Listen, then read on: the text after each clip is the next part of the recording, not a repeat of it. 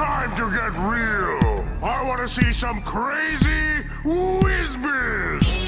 What's the magic made out of, ding dong? I want to see some of that Wiz Biz. This castle is in unacceptable condition! Unacceptable! Mathematical! You teleported. Bacon pancake! Welcome to the Wiz Biz podcast with Alexx and Erik. I'm Erik. And I'm Alex. And what we do is we kind of talk about Adventure Time.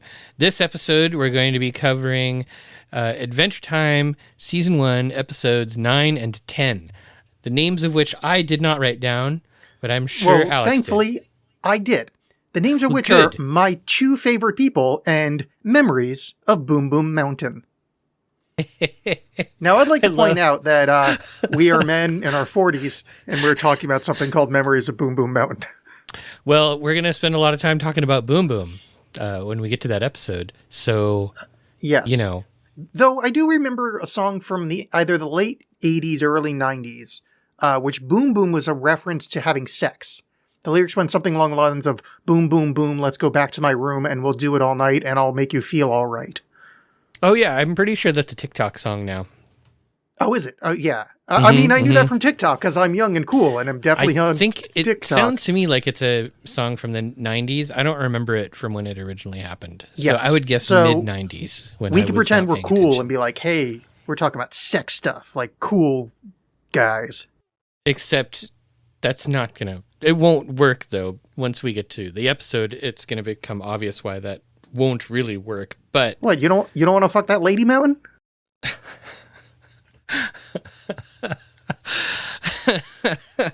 I mean, she must really be into pegging if all she wants to do is stare at that dude's back. Fuck yeah.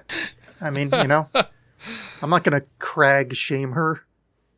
I'm not sure if that made sense, but I think there's something there. I feel like one of the things that we've talked about a lot with every episode is how core they are to sort of the overall story, or if they're like arc episodes, if they're part of like the overall Adventure Time story. And I think both these are. Really? Yeah, and here's my argument for that. So I just realized when I put my drink down, it makes a huge boom. You've got poo in your drink, get it? Because it's boom. Anyhow, so the first episode is all about Jake trying to get Lady Rainicorn and Finn to be friends. And we hadn't seen a whole lot of Lady Rainicorn up until this point, but we do kind of get, it's important because it really solidifies the friendship of Jake and Finn, and it really brings in Lady Rainicorn and makes it apparent how important she is to the whole story. Aside from that, I think that it's got that whole tropish story thing going where, the dude wants his girlfriend and his best friend to be buds, and he tries to make it happen, but then it seems like they get too close and he gets weird and jealous, but then it all gets resolved in the end.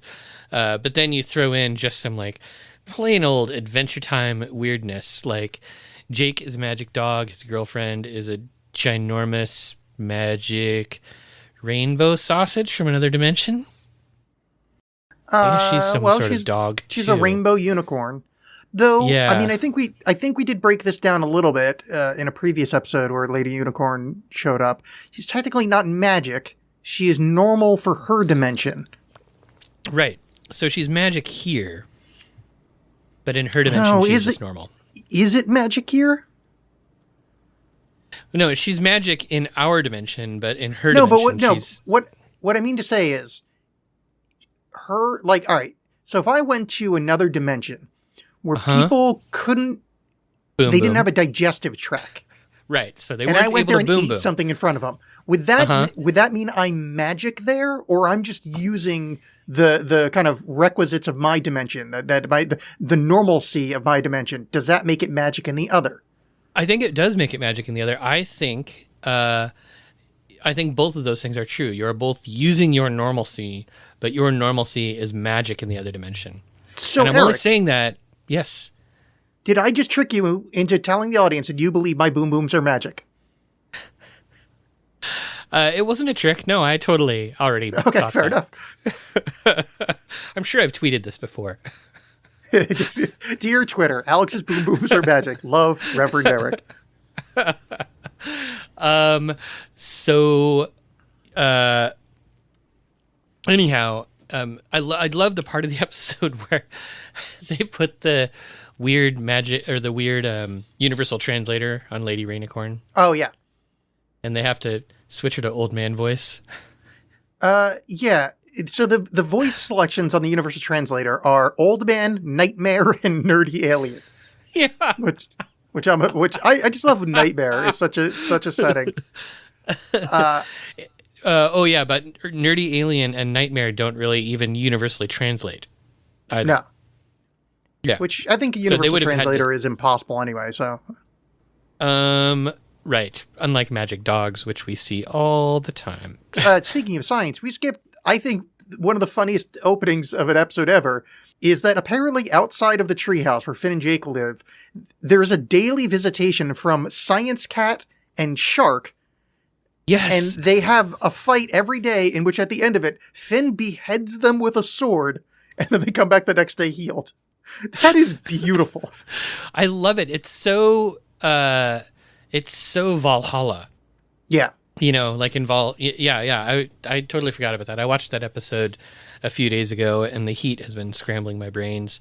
I guess, you know, I would like the rest of the world, the audience, I would like them to know a couple of things about this episode. First, we're recording remotely for the first time, and we're doing this for two reasons. One, I am about to leave on an epic journey, and we might want to record episodes while I'm gone. And B, it is 930 degrees out, and it's just too hot to leave the house. So we're in the middle of the heat wave that happened at the end of August. I hope it was the only heat wave. I'm sorry, the end of July. I hope it was the only heat wave, and that by the time you're listening to this, you know that we didn't have to suffer through another one afterwards. Oh, well, let's do a different take. This was the first of the two heat waves. Rest in peace, Eric, who died in the August one. We were posting these in his memory. Thank you all for paying attention to this podcast and honoring my memory by listening to it. Yes. Yes. We also get introduced in this episode, speaking of major things, is this Shelby's first appearance? The little worm that lives in Jake's viola? No, Shelby has shown up before. We've seen both, because in one of the earlier episodes, Shelby moves in. Oh, is that right? Okay. I mean, I believe you. I just don't remember that. I don't remember exactly when, but I'm sure we mentioned it when we saw it, when it happened. I'm pretty sure we mentioned it. But yeah, in one of the episodes, Shelby moves into the viola. So yeah, this that isn't sounds the first familiar. time. But the other kind of first appearance in this episode, and it's not actually him, but when Finn, Jake, and Lady Rainicorn are hanging out for the first time, they're next to a skull in a jaunty cap.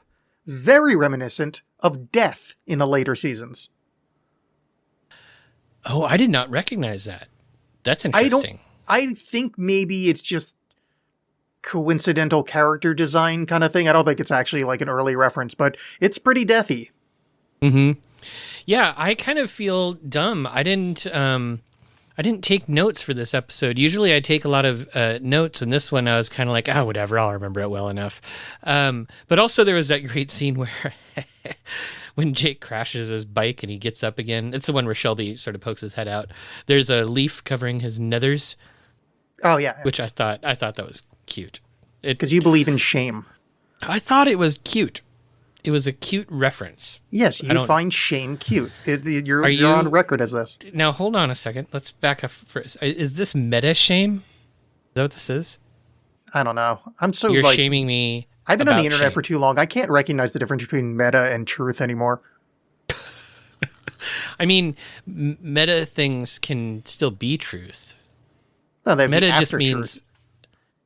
Well, it means about or in relation to. No, meta means after. That's post. Post, yeah. But I mean, that's like metaphysics. Like, it's just after physics in that book is where that came from. Okay, I'm looking this up. It might not be after, but it's something along those lines. No, I mean, it's like that's the sousson of it. The Sousson. Okay. Meta is a river in Colombia, rising in the Andes and flowing north and east, forming part of the border between Colombia and Venezuela. It is also it a basketball joins player. the Orinoco. The Orinoco is also a ship in Star Trek Deep Space Nine. It is a oh, look at that, we're both right. Does that? Yeah, it's a prefix from Greek. It means after, along with, beyond, among. Oof. Wait. Maybe we're both right, but I would just like to point out that order of operations, the first word, after. Okay, I'm cool with that. If we were doing math, my shit is parentheses, and yours is like, oh, I don't know, multiplication or some of that lazy after bullshit. All right, if you need it, you can have it. Yeah, I do things there. I don't really remember math well enough, but I think parentheses would go first. I don't know why I went with math there. There was a really stupid thing to go with. Like, I have a degree in poetry. I don't know math. What's the order of operations in poetry? Do you worry about stanzas before lines? Do you worry about... It's assonance comes first, then consonants, and then it's iambic pentameter, and then stanzas. And then, is alliteration in there anywhere? Well, that's assonance and consonants. It's just that's a fancy word for it. Okay. And then there's cinquains and haikus. Those are tied. And then there's rhyming couplets, which are kind of the garbage at the bottom. That's like your addition and subtraction. Yeah, rhyming couplets are the only one I can do. I never got a degree in poetry. In fact, I have written poems, but I can't say that any of them have successfully been poems. Right? Like, it's been garbage poetry. I didn't mean to. I was just in school and had 3 majors already. So I just went for writing, and I happened to take enough poetry classes. I think technically my I was gonna say my birth certificate. I think technically my diploma is in just writing, but I always say poetry because it sounds funnier because of how fucking useless that is. Also, I think it helps you justify wearing all black. That is true. I need to get a beret though. Yeah. I think it's not the best summer hat, but for the winter, I think a beret would suit you well. All right, I'll work on it. Okay. So the start of the conflict of this episode is that Finn does not understand Lady Rainicorn. Mm-hmm. Let's break this down a little bit. One, there's a funny diarrhea joke where they're trying to translate it, and there's like a did she say diarrhea who? No, man, she did not say that.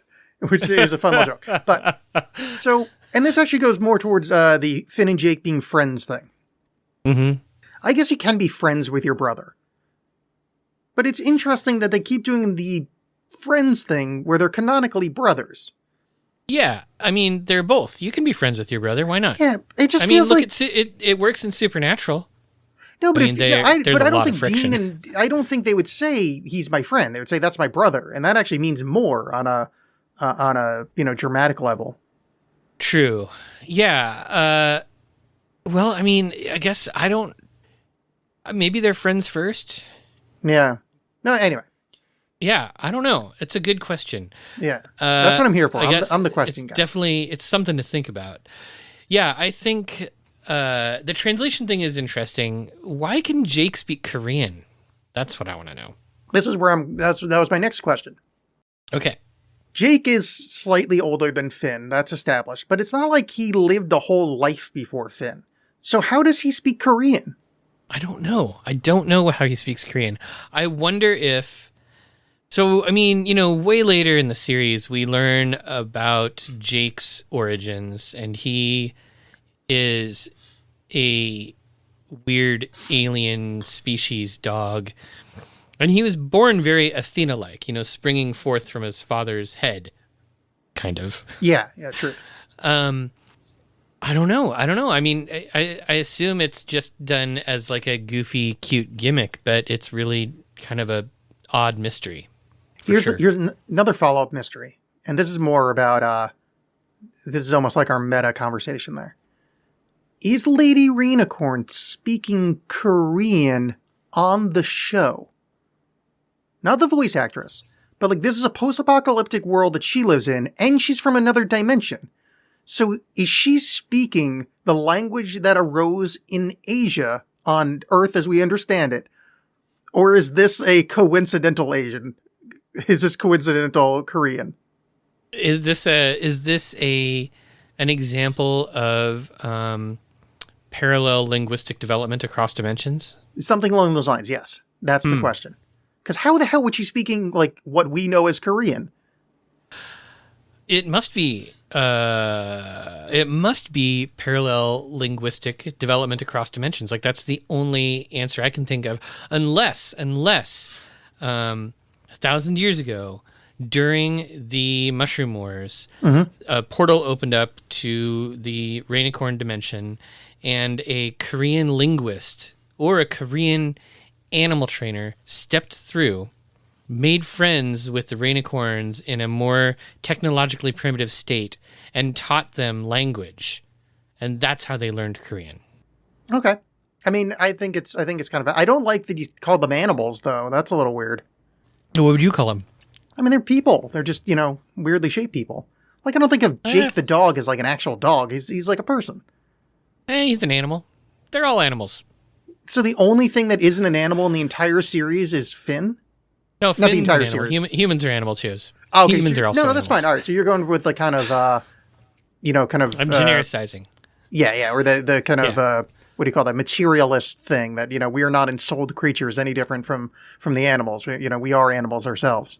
Well, I mean, I do believe that we are ensouled creatures, but, I mean, you can define animals in different ways. It doesn't matter. I'm sorry that I called them animals. I will retract that and instead call them space beasts. A beast. Oh, Jesus Christ. Such a speciesist. They're flying rainbow unicorns from another dimension that speak Korean. Yeah, look, I think we all hear what you're saying. I think you're saying the loud part a little softly. You know what I'm saying? A little hint happening here. So, I like how Lady Rainicorn wins Finn over by just beating the shit out of weird underwater, what do you call them? Evil lake knights. Oh, yeah. Yeah, but apparently also, she's a great fighter. Yeah. Yeah, I'm not surprised. I mean, she's very powerful. She can change the color of anything with her horn, which is a superpower that could have a lot of utility, I suppose. Yeah, like if you want something to be a different color. Yeah, you could use it to, I don't know. Let's say you have a birthday party, for instance, and people buy you clothes, and you're like, oh, crap, people bought me clothes. Lady Rainicorn could just turn them all black for you so they'd be fine. Or let's say you're a Republican and you're... I won't finish that thought. No.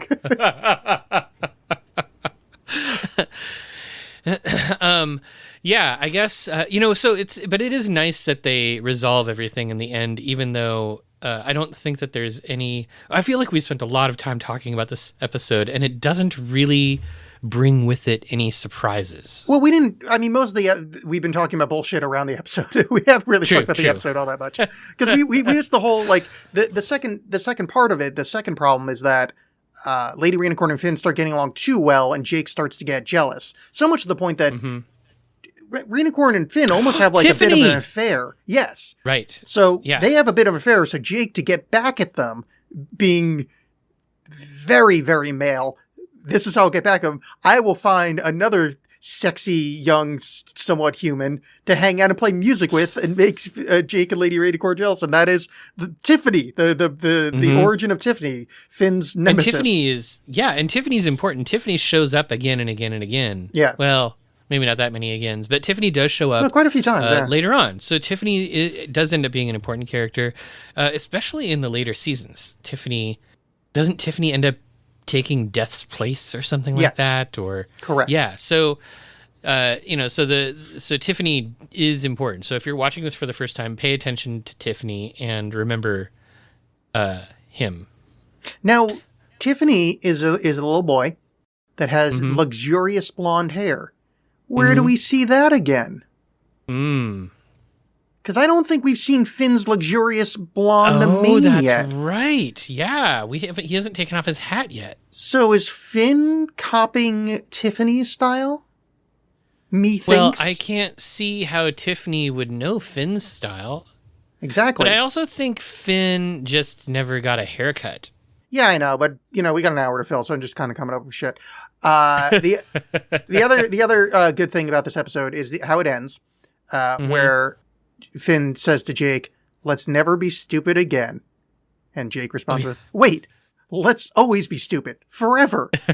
Which I think I got the characters switched there, but who cares? The point is, "Let's always be stupid forever" is a wonderful end to a show. I feel like that should be the tagline of our show. Wiz Biz with Alexx and Erik. Always stupid. Forever. Yeah, that's true. But I mean, I feel like a lot of people are going to be tuning in for our intellectual insights, such as what is Boom Boom really? And the transdimensional states of Korean. So that was episode 9. Do you have any kind of thing to share with the audience? Any kind of segment? Oh, let's have a segment. I mean, I'm currently in my study, which is filled with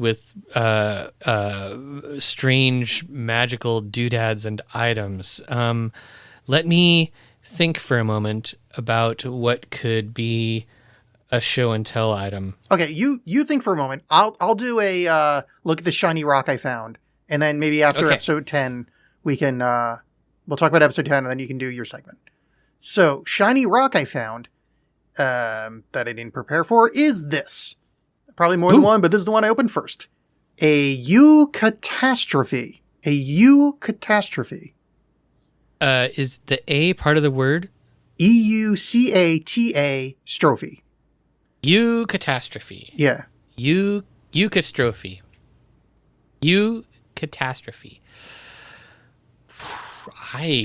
This is a modern coined word, so it's a bit cheaty. Not the guy from a good place. I mean, cheaty with a Y. Is a eucatastrophe some sort of combination of a euphemism and a catastrophe? No. Oh, what a is catastrophe? A is part of it, of course. Okay. So this Can you use it in a sentence? Yes. That is going to be me defining it. It is coined by J.R.R. Tolkien. A eucatastrophe is the opposite of a catastrophe, a sudden and unexpected event of happiness or good fortune. Oh, and for those of you in the audience who don't know, J.R.R. Tolkien is famous for having written the Silmarillion. Yeah, and Letters to My Father. Oh yeah, Letters to My Father. Is that the name of it? I've read like one non-Hobbit book. I'm sure everybody knows. Everybody knows who J.R.R. Tolkien is. Eucatastrophe. That feels like the sort of thing that we don't have enough of these days. Although, perhaps the torrential rain that we had in the first part of the year was a eucatastrophe, right? Like, it was unusual for sure to have that much rain in Portland these days. But holy shit, did we need it. I'm really glad that we did get it. Yeah. I found my other ones. All right, so I got... Let's see. 1, 2, 3, 4, 5. Choose a number. 4. Cuatro. 1, 2, 3, 4. The fourth word on my list in Hey Look at the Shiny Rock I Found is flocky na ki nihil e pilification. Flocky naki nihil pilification. Flocky naki nihil is Latin. Pilification? Flocky naki nihil pilification. Yeah, I mean, I didn't really do a great job of that. That's too many syllables for this mushmouth to do in a row. That is not just a shiny rock. That is a pile of shiny pebbles. Interesting, shiny a pile. You're dancing around the solution here. That is defined as the action or habit of estimating something as worthless. So, for instance, if you judge something to be... Flocky nihil pilification. Yeah, well, nihil is I think, like nothing in Latin. So, flocky flocky is something to do with thinking. Naki, I don't know what that is. Nihil is nothing. Pilification is, I think, the creation thereof. So, it's, hey, look at this bullshit I'm creating on the ground here. Flocky naki nihil pilification. That's a good one. I think there's like another kind of vowel syllable in there. Is just kind of hard to pronounce. And then I'm going to do another real quick one just because that was really long. Okay. I found this out. So there is a character in Harry Potter, the wonderful, wonderful series of children's book written by Garbage Fire of a Human J.K. Rowling. There is a character called Mundungus Fletcher. And a mundungus is an old-timey word that describes smelling of tobacco. Mundungus. Yes, is smelling of tobacco. So after a night at the bar, back when bars had smoking, you could be a mundungus, smelling of tobacco. When did that end? 2006 in Oregon? Yeah. Oh, I don't remember. No, I think it was later than that, wasn't it? It might have been the very end of 2006. New Year's Day 2007 might have been the last day, something like that. Oh, really? But I thought it was more like... It was... I thought it was more like 9 or 10. No. It was. No, before you're that. right. Yeah. Because I was trying to remember. I quit smoking when I turned 30, which was 2010. But yeah, you couldn't smoke at bars at that point. So it was, significantly before there. Mm-hmm.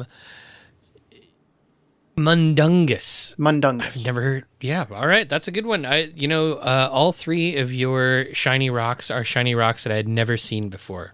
That is what I'm here for, is finding dumb, obscure stuff, mostly on Twitter. Oh, by the way, so here's something I should admit to, I can't admit to, but there is another podcast. Live? Should we pause? Should we stop recording? No.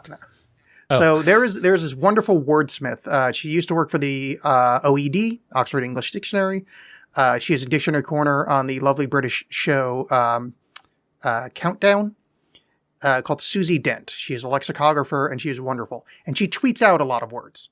Now, I try not to use her words, but unfortunately, she's been doing this for a very fucking long time, and other people on Twitter will repeat her stuff. So it is like, see, Mundungus reeks to me of kind of old English weirdness that she would have tweeted at some point. Now, I've not looked it up, but I want to throw that out there because I think there's probably people in the audience that have heard some of my my shiny rocks and thought, hey, he's stealing these from Susie Dent.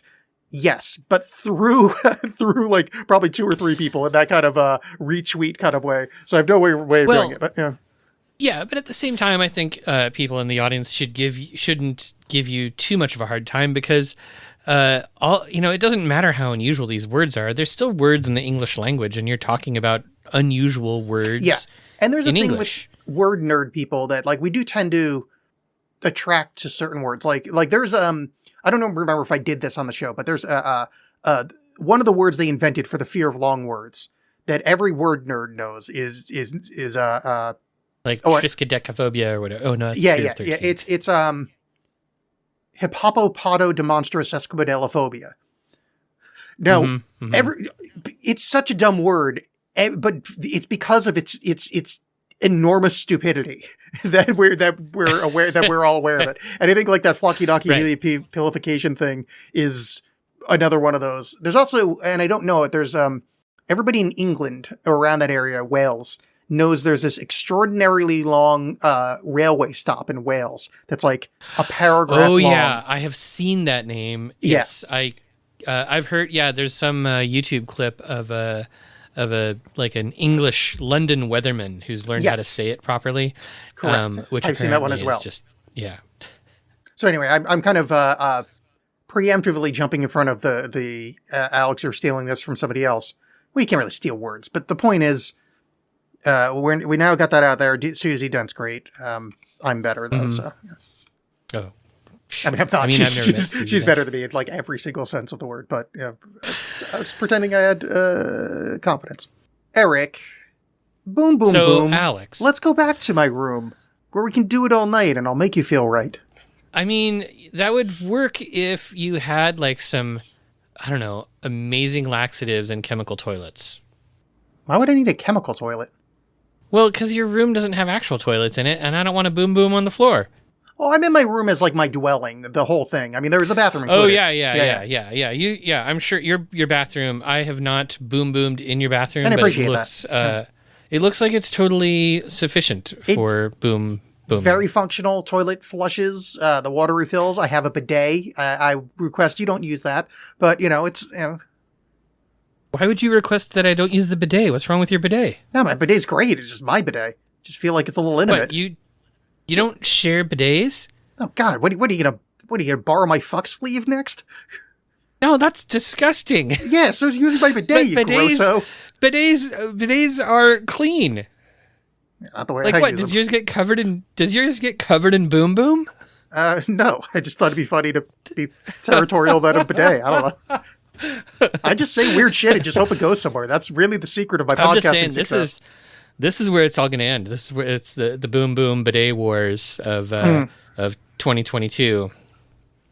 Yes, So I think that is the secret of everything. So let's talk about this. Are you a fan, or have you seen the show Breaking Bad? I have watched a few episodes of it. It was very. I know that this makes me an unusual person, but it was difficult for me to get into. I didn't really watch it. Okay. Is this where you're going to tell me about Better Call Saul and how much better it is? I mean, I can because I love Better Call Saul, and it is better than Breaking No, Bad. don't do it. Please. What I don't, was going don't to say say, it. though, how and ever, is I believe the mountain in this episode is voice acted by the guy who played Badger on Breaking Bad. I did not look this up, though, and that's why I thought maybe you would know. But you wouldn't, because if you listen to a few episodes, it is a fucking stretch to believe that you would know who the fuck Badger is. I don't know. One of the things that I always forget to do, or most of the time I forget to do, is kind of check out the voice actors and the people behind the I guess I could episodes do of it Adventure now. Time. Yeah. Yeah, for some reason that kind of stuff doesn't always interest me as much, although I do always find it really fun to discover that like some actor or voice actor that I know was on an episode of Adventure Time. But I want to talk about something in this episode, which is that once again, I do think that episode 10. That was Pendleton Ward did the voice. Shit. Okay. No, I was totally wrong. Oh. He sounds like Badger from Breaking Bad. Didn't Pendleton Ward play Badger in Breaking Bad? Oh, no. No. I was right. It is Matt Jones who played Badger. Pendleton Ward played Other Mountain. I guess the one that really the Lady liked- Mountain. Yeah, I guess he played Lady Mountain's voice. Matt Jones, who is Badger. Oh. Who, by the way, his IMDb picture looks like a fucking snack. Played that. And the head marauder in this episode, played by Tom Wilson, a.k.a. Biff from Back to the Future. Oh, well, he's come a long way. Man, we really should That look was a at these good more part. often. These are interesting. Yeah, okay, fine. Maybe we'll put that on our list. Apparently, Maria Bamford played the squid. Huh, there was a squid? Yes, in the beginning of the episode, they're milking a squid and saying squid juice and drinking God, that's right. jars of it. Yeah. Forgot about that. Yeah, it was really gross. So this episode is all about sort of developing Finn's character and Finn's motive for being a hero, which is that when he was a little baby, he was abandoned in the woods. Yes. He went boom boom, and nobody stopped to help And then him. he fell down. So Then he fell down into his boom boom. Yes. So he basically sat in his Yeah. own boom boom, and nobody stopped to help him until Margaret and Jacob? What's Jake's? What? Jacob and Margaret? No, really? Jacob and Esau? One I hate. Jacob, right? Looking it up. Finn and Jake's parents. Well, you just want Jake's parents, because Finn's parents show up later. Joshua Joshua and Margaret. I was close. Yes. Old Testament J name. So Joshua and Margaret, who are dogs who can talk and wear clothes, find Finn in the woods, sitting in his own boom boom, and bring him home. But that act of kindness inspires Finn to become a hero later on. It's funny because there's this element in Finn's lesson that I think he hasn't learned correctly, which is he believes, given his experience with like strangers passing by while he's sitting in his own boom boom as a little baby in the woods, that not looking at a problem is the same as solving it. Yeah, and also selflessly give yourself to everything else and don't have self-care.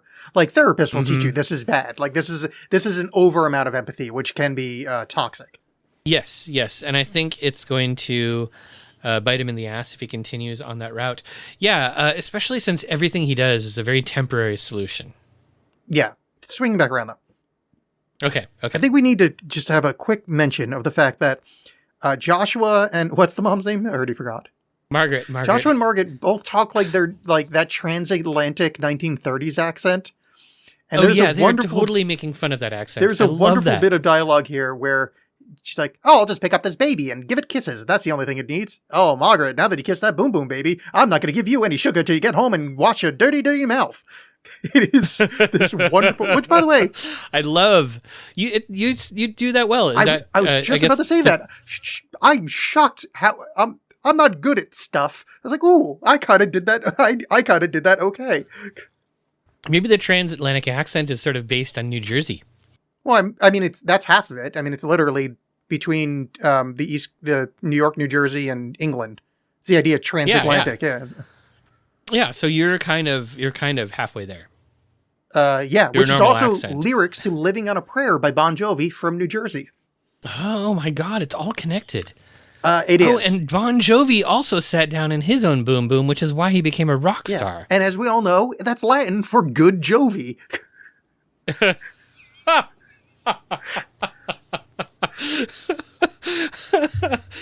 See, how could you ever call the show stupid? We make dumb Latin jokes. Man. All right, so yeah, they speak in transatlantic accents, which I love. So we learn Finn's backstory after they go to this Viking village that they all, it's a rough house town or whatever. Yeah, they're roughhousing. We get the whole backstory with Finn I was lost in the woods. He gets this whole thing. And then Jake has a lovely line where he whispers to the lead Viking, "He still cries when he poops." So, are you not supposed to cry every time you poop? Well, it depends, right? Like, if you had habanero peppers for the previous meal, and I always do, you might have to cry when you poop. Yeah, and I also poop every time I cry, which is really awkward at a funeral. And that's why you wear all black at funerals. Yeah, and everywhere else too, because I need to hide my shame, my boom boom shame. I was lamenting to a friend yesterday that I can't seem to find a relationship, and I need to remember that I say things like this and then put it on the internet. That this is what I'm putting into the universe, and maybe it is my fault. I don't think saying these sorts of things on the internet will keep you from having a relationship. I think it's a good litmus test so that when you do end up in a relationship, you'll know that you've found the right person. Oh, so because they'll be like, you know what, Alex, I listened to the Boom Boom episode, and now I just want to date you more. Yeah, so they know the depths that I can get to, that I can, yes, for the amusement of people I'll never meet, claim to cry when I shit and shit when I cry. I think they'll probably say something along the lines of, I feel like the depths of the depravity that you have exposed on all of your podcasts is just a challenge. Cool.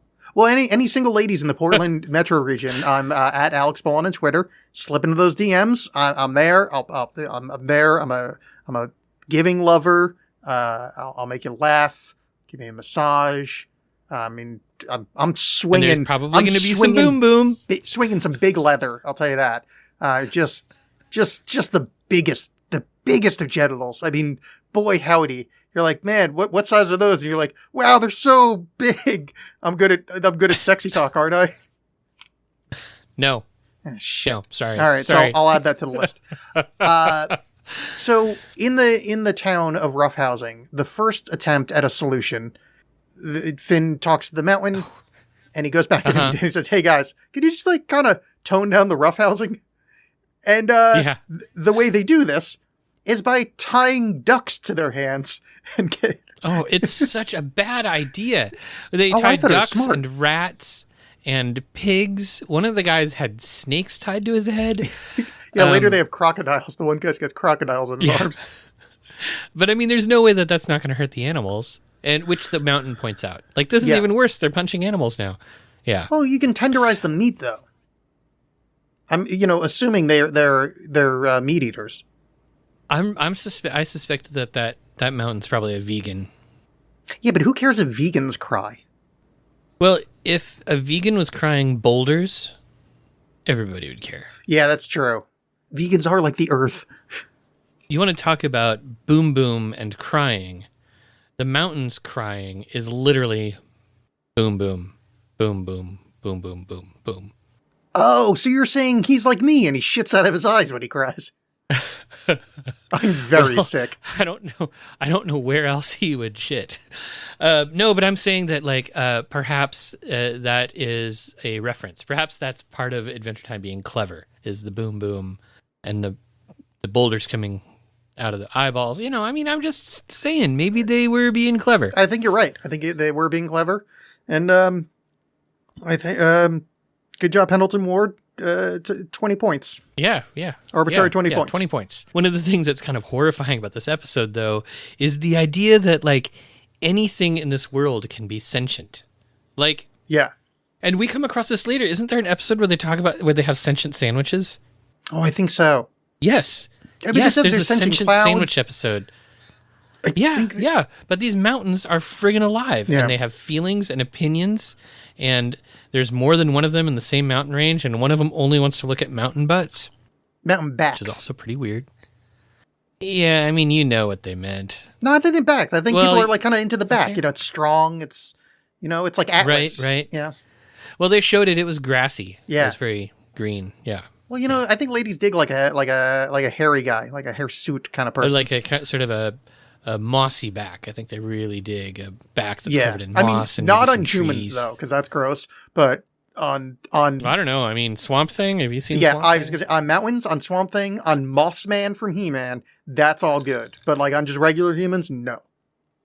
Okay. So Finn's second So you're solution talking. is he introduces heavy petting to the Viking village of roughhousing. Which is hilarious. It's so weird. And it is like this whole episode. I feel like this episode crosses that line between kids episode and adult episode. Yeah. Like the toilet humor gets a little intense and a little weird. And then there's the heavy petting. There's also the animal cruelty. Also, they pet each other raw, Yeah. which is I mean, Which is just so freaky. And no kid is going to know that happens. Like, it's not like kids. yeah, I think would that's a have kind that of callback to the experience. classic things, like when we were growing up, like with cartoons with like the adult humor.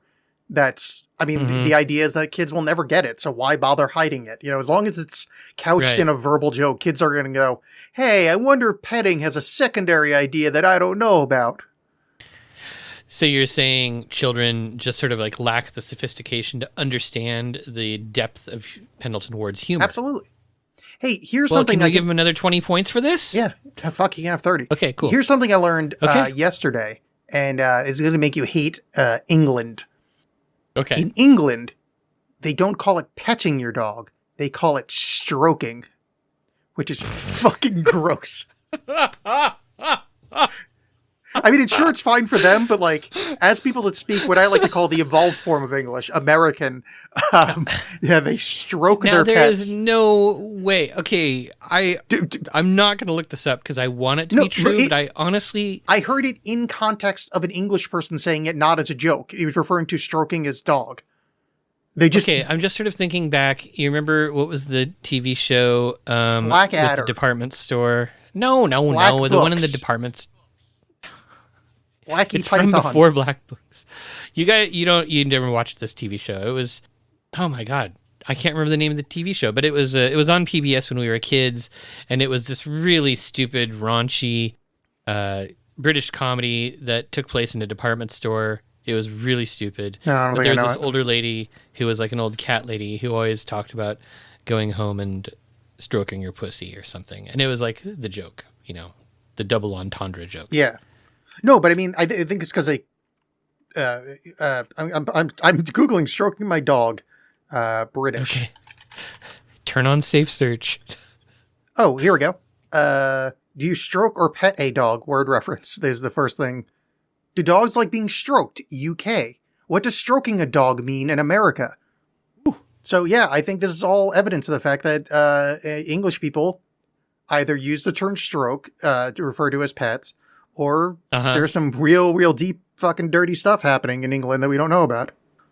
Okay, so then here's the question that we all want the answer to then. When Jake and Lady Rainicorn are alone, are they petting or stroking? Hand jobs. Hand jobs. Yeah, okay. hand jobs. That makes sense. Yeah. Okay. That was easy, actually. Yeah, real easy answer. Yeah, I was just so let's playing softball. I'm lobbing him. I'm gonna try to turn this train back towards some kind of station. The end of the episode That's is a different episode. By Finn gets overwhelmed with creatures asking him for help. There's a little mushroom guy saying like, "There's no music and we desperately want to dance." And then there's like an old curmudgeon guy's like, "I can't hear her." There's baby fish near its dead mother saying, "The flies are eating our mommy." I love that. It's fucking psychedelic weird. Yeah. So dark. Yeah. Or what about the old cloud wizard who's like, "I'm naked." Oh yeah. And so Finn kind of has like a complete crisis. And this is where I think the horrible lesson is. The lesson, Finn doesn't learn solve the problems that you can solve, within yourself, make a hierarchy of what can be done, and then putting yourself in mind as well, give what you can while keeping yourself safe and emotionally sound. No. He MacGyver fucking Rube Goldberg's all of the problems together. It's a Rube Goldberg chain of temporary solutions. And in quotes, solves them. And that's the end of the episode, which again, this show is not here to teach moral, lessons. But this is a horrible thing. Well, if it is, it's doing a shit job. But Pendleton Ward, -7 points.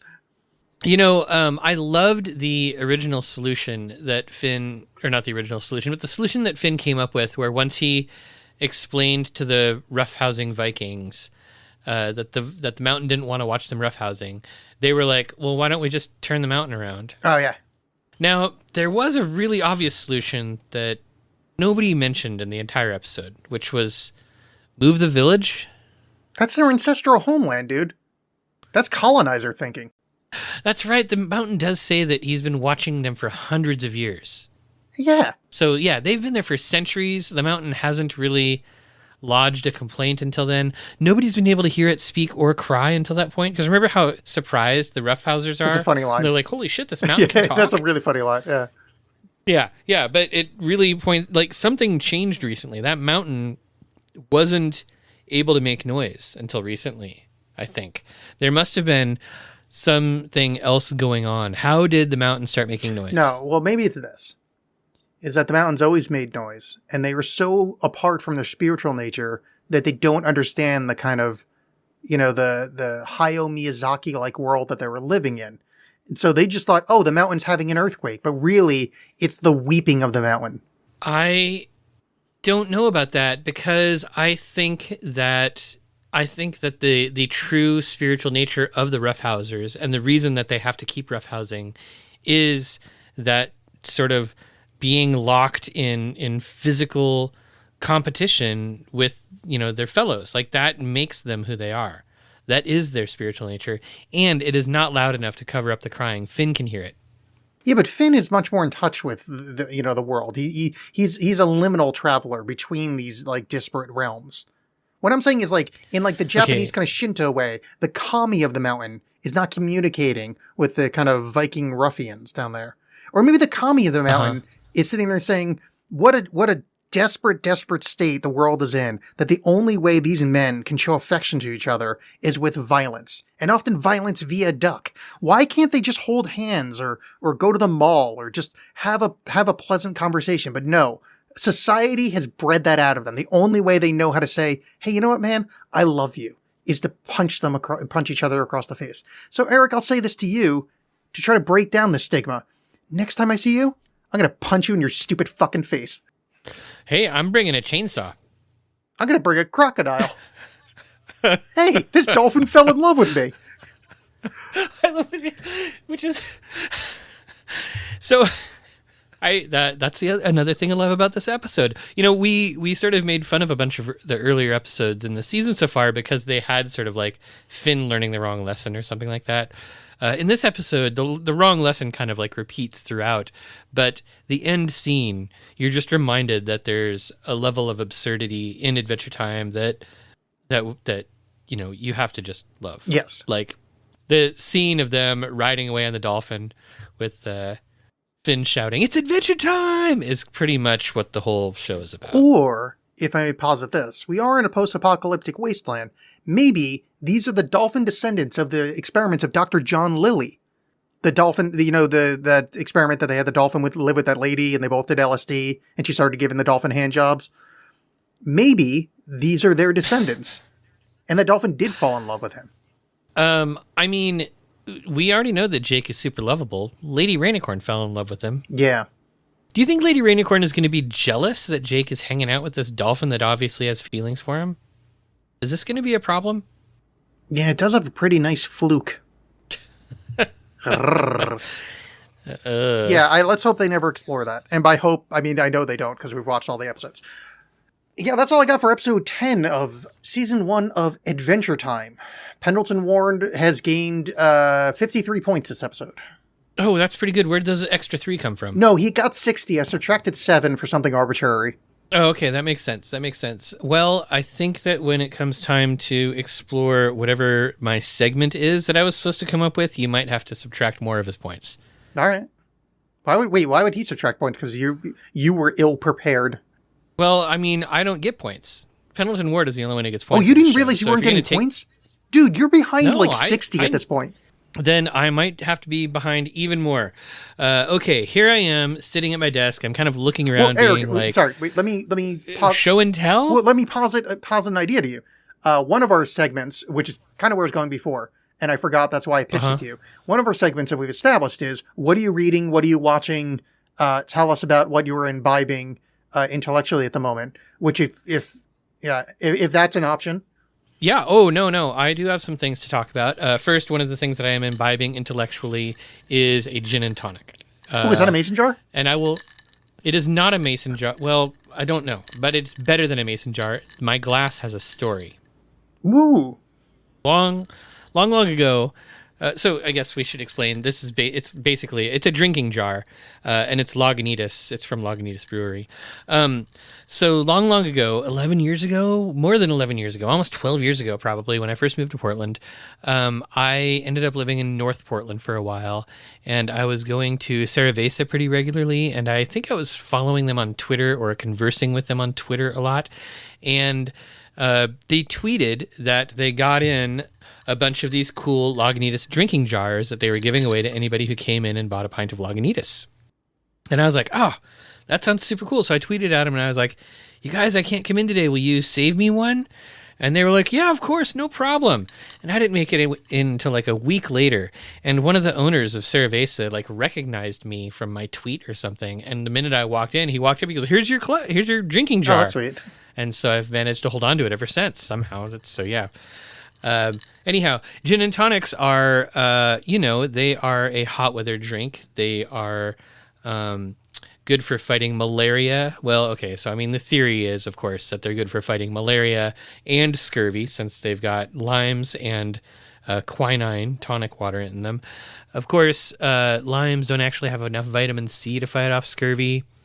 And I think malaria today is quinine resistant. So instead, it's just a good cold weather drink. Yeah, you got to drink Quai 10 at this point. Yeah, and I'm not going to have 10 of them. That sounds ridiculous. It's a school night. I'm getting ready to go on a big trip, which I've mentioned a couple, probably like 20, 30 times this episode. So one of the things that I've been doing is I've been continuing to kind of like load stuff up on my e-reader. And I have been reading the Marcus Didio Falco Mysteries, which I love. They are a series of mysteries by an author named Lindsay Davis, and they take place in first century CE Rome, and the main character. I mean, they're well written. They're fun and entertaining, and just packed full of stuff that history nerds love. Like it's very informative. In fact, apparently some of the first books in the series were considered so well written when it came to like portraying Roman life from the first century that classics students in college would get assigned to read them, which sounds delightful. They are really, really fun reading. And aside from that, I haven't been reading a whole lot aside from that, primarily because I just finished a really hefty work project in my real world, rent-paying job, and my brain didn't get a chance to recover before it was smacked by the heat wave. But I've been watching a pretty good TV show called Naomi, which unfortunately is already canceled, but it is a superhero show based in the DC universe about a comic book character named Naomi that is too new for me. I haven't read any of her comics, but it's fun. It's really entertaining. There's not a lot of action, but there's a lot of good story development. There's tons of science babble, which I always really enjoy because you listen to it and you're like, wow, none of this makes any sense, but I'm glad that it's moving the plot along. And I'm enjoying it quite a bit. I really just ranted for like 5 minutes there, didn't I? No, it was Holy great. Shit. I have something to add here. Okay. Referring back to, I don't know if it was while we're on break, but hey, check this out. I know about 90s stuff. We were on a break. That's from the TV show Friends that Facebook really wants me to watch because every third ad is for a Friends page for some reason. I don't understand. Why would anybody watch Friends? I don't fucking know. Point is, there's no point. Okay.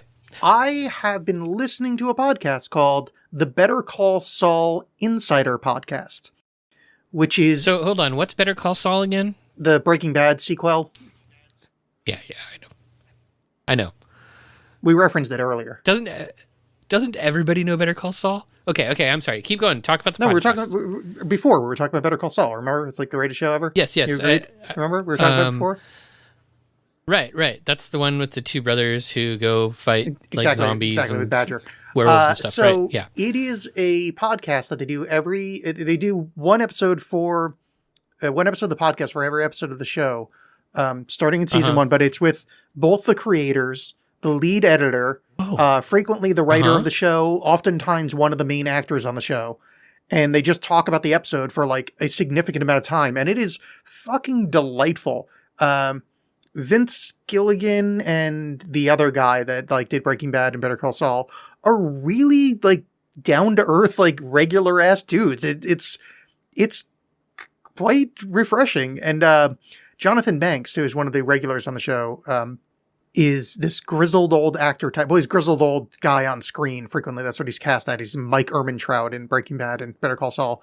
But he is like a dorky, fun, upbeat guy on the show, which is really refreshing, or like, I don't know. It's just the juxtaposition between his like on screen, he's just kind of like this grizzled old dirty cop persona, but on the show he's doing like dumb voices and just having fun and like ribbing people, and it's really great. So yeah, if you are a Better Call Saul fan, which apparently everybody is according to Eric, the Better Call Saul Insider Podcast is great. I'm sure they need my help to get them more listens. They were number 1 on iTunes for most of their run, but the point is, it actually is quite good and worth listening to. Well, that sounds pretty good. I caught up with the British History Podcast, which I was using to help me fall asleep, and it's been tough. I'm not sure what to do. Do I go back and listen to it again? I mean, why not? You've listened to the History of Rome, Mike Duncan? No, I haven't. Listen to that. Maybe that should be on my list. Okay. This isn't even a request. Listen to the History of Rome has gotten me through so many sleepless nights. I love that band. I love his voice. It's really engaging content. He's also obsessed with Gibbon, as I know you've at least read. Oh yeah. I've read. I don't know. I mean, that's not something that you really want to admit out loud, but I've read Gibbon, most of it at least. Yeah, we should The probably history say... of the decline and fall of the Yeah, Roanoke. I was about to say, it sounds like we're talking about the writings of some kind of, like, ape. Oh, yeah, no. Yeah, I mean, I like Gibbon, but have you tried macaque? Oh no, I've got a problem. This macaque is in love with me. Oh, okay. Yeah, well, let me quote this. Let me quote this from Ringtailed Lemur. I know it's a little bit on the side, but... all right, so let's do some little cleanup here. We've been doing 5 episodes of this show, and I'm going to tell you guys right now, not a single one of you has communicated with us yet, and you should. Yeah, how do you not know that we're doing this from the future? So I know it occurred to me that like we really probably should talk about our socials more. So we're Wiz Biz Podcast on Twitter. I believe we're also Wiz Biz Podcast on Instagram, but We are. yeah. So the idea is just try to get in touch.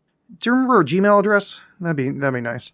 WizBizPodcast@gmail.com. Oh, did I get all of them the same? Awesome, dude. Yes. I have had the ill fortune of not being able to get the same names so many times in various podcasts I've done. But the point is, we'd love to hear from you. Obviously, we've been pre-recording stuff, so that's what I thought it'd be nice. Once these episodes start coming out, we might have a bit of an audience at this point, or at least enough people listening that you can talk to us. We'd love to answer your questions. We could have one of our classic segments of Let's Answer Listener Mail. We actually do have listener mail for tonight, though. Ooh. Oh, really? Yes. Who? Well, Oh, obviously, there's only one person that's ever listened to the show. Is it from our number one fan? It is. And I can tell you this segment's going to go nowhere, but I thought I'd read it out loud because it might be funny and also might shame people. So first off, hi, Eric! Exclamation, exclamation, Aww. exclamation, exclamation, etc. So there's like guys with UFO type encounters with female beings. Then it's this whole thing of they've been initiated into the, in quotes, divine feminine, like Strieber with that mantid lady. But there are ones where some lady gets railed by a gray alien dude or something and starts preaching about the divine masculine. Or are there ones? She's asking about the divine masculine. I don't know if this is appropriate for your show, but it's been on my mind. So, do you have any feelings about women getting railed by gray aliens and preaching about the divine masculine? My brain at the moment is too confused to know if I have feelings. Yeah, there are a lot about of this. We have a follow-up question, which is a little easier. Hold on. I honestly did not know about the men getting railed by lady aliens and preaching about the divine feminine. That is new to me. Yes, Whitley Strieber talks about it. He fucked a mantid. But I don't really follow a lot of the UFO alien stuff. Like, that's not really in my That's why I read it quickly, to be honest with you. This next one is much more your wheelhouse. Okay. If a dog man had a Sasquatch had a baby, and it turned out to be a man Squatch, how is that different from, like, a regular Sasquatch? Stands to reason that it'd be different, but linguistics suggests maybe not. Okay, if a dog man, otherwise known as a cenotaph, I think you might be right. That's a good pull if you're right. No, it's not a It's cenotaph. something like that, though, right? But it's very, very close. Yeah, there's a Greek word for a dog man. No, you're so close. Yeah, well done. Yeah, either way, you get credit. If a dog man and a Sasquatch had a baby. Well, I mean, first of all, this is a really, really difficult hypothetical because I think as far as we know, the dogmen are extinct. Nobody really reports dogmen anymore. There's a Michigan dogman that has been reported in modern times. Is there a Michigan? Yes. Well, there's also Michigan Sasquatches, I believe. Well, that's where they're probably throwing down, yeah. Okay, so it's very possible that a dogman and a Sasquatch could meet. And it's very possible that a dogman and a Sasquatch could fall in love. Yes. However, in order for a dogman and a Sasquatch to have a baby, they would have to be at least of the same, genus? Yeah. And I do not think that dogmen and Sasquatches are closely enough related to have a baby. I think you're 100% right. This is exactly where I was going to go with this. I think genetically, I feel like I think that's I think that at best you're going to have like a sterile, like human Z kind of baby, and that's like at best. And I don't think that's even going to happen. Yeah, it would be like a liger, only with a dog Squatch man. Yes.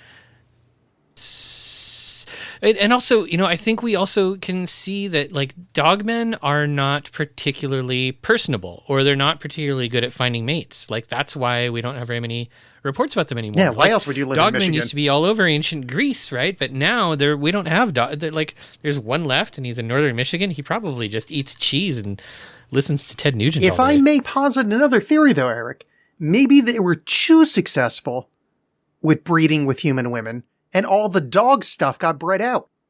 So it's a dog man and a human woman. Now they have like a half dog man, half human baby. So it's like 3/4 human at this point. Now that thing still has enough canine mojo that it's really successful in breeding in the next time. Now it's like, what, 1/16 dog man? A few generations now.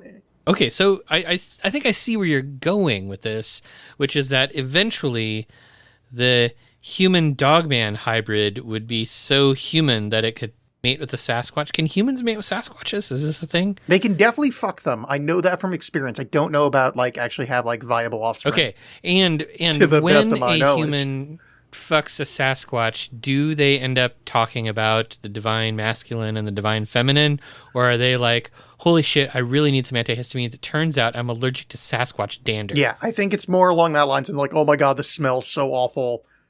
I've never had my brain turn off so bad because I was horny that I fucked essentially an upright ape. Yeah. Okay. Yeah, I feel like we answered that. I think we sufficiently. did. What was? I think we covered it really well. Yeah. So if you want, Thank you for sending in those questions. Yeah, if you want in-depth answers like that from two, let's just face it, experts. Hit us up. Experts on both shiny rocks and cryptids.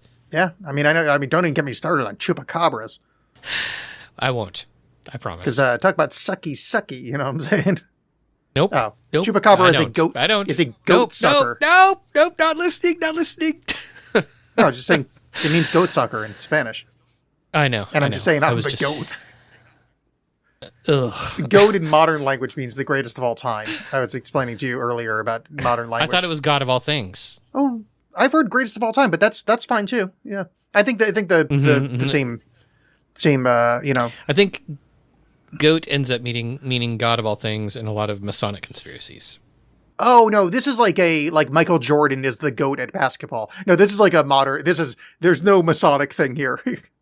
This is like little kid speak. This is like when I was telling you about no cap on the break. No cap on the break. Yeah. Yeah. Okay. I feel like we're well done. Yeah, we've answered things. We are well done. We've plugged our stuff. We've done things. Thank you all for listening. I'm sorry about the goat part. The goat part was the least offensive thing I've said the entire night. Subscribe to our podcast. Tell a friend about it, and write us an email or tweet at us, and we will absolutely respond. In fact, I will make sure Alex responds, since he knows bigger words than I do. I am rather sesquipedalian. And luckily there are pills for that. Yeah, it's true. I picked that up after I had a date with the chupacabra. All right, see ya. Bye. Bye. Goodbye, Gunter.